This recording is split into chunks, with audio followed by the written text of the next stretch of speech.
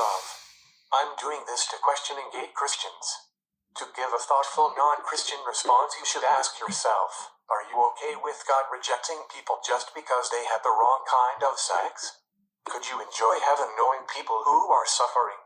Is that just sassy Jehovah? I would instead go to hell with my brothers and sisters, because I actually love others as I love myself. So why are you praying to a lesser God? I'm just going to go through stuff he said at the Story Church in Dallas and respond. First, the bar story. He passed a notebook around to his friends asking what love is, then got mad at the answers. They were in their early 20s. Of course, they gave shallow answers. He states, the gospel of sex doesn't work for me anymore. My man, step out of your perspective. I find this borderline narcissistic. I'm not even trying to be catty. Where is the compassion? This is a quality of evangelism that's toxic.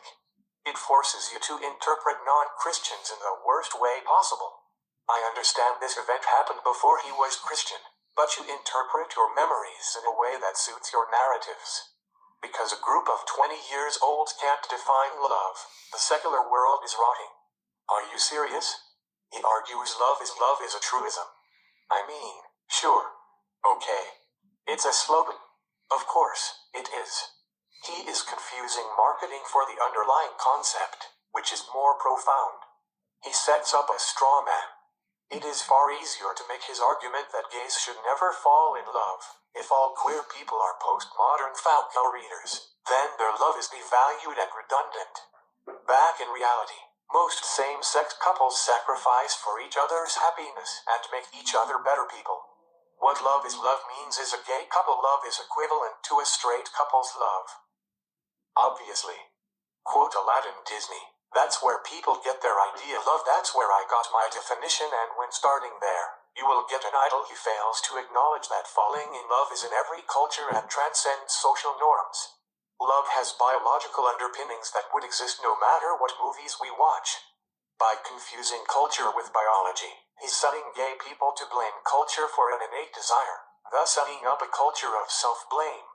Evidently, natural law requires social engineering. The fall. First, Adam and Eve are not real. Sorry. Second, even if they are, that would make God insane. I don't know Adam, so I am not responsible for his sins. In no legal system in the world are you accountable for your grandmother's crimes. Third, I think the fall concept is inconsistent with an all-powerful God, because if he makes the rules, he made Jesus die for a law he created. God created the concept of sexuality, then decided what kind of sex he approved of, and created a way to redeem ourselves. Do you really feel good about that conception of God? He promotes the idea that gays hunger for love, because was unsatisfied. By quoting C.S. Lewis, if your is not satisfied, you know need something not of this world. As a Buddhist, I would respond, if your heart is not satisfied, go find people to care for. I found that with my partner. Evangelicals' ideology can't admit that happiness is not about yourself, it is about your bonds with others. However, this is necessary for a rigid ideology like evangelism. If you are only happy when you accept Jesus and gays haven't accepted Jesus, therefore gays cannot be happy. If you reverse that argument, you discover why evangelicals are so desperate to prove gays aren't happy. If gays are happy, God is wrong, and their theology collapses. Heaven might not be real. Therefore, life loses its purpose. Celibacy is a gift. I'm a sucker for propaganda. So, I like this twist. However, fundamentalists are faced with a problem.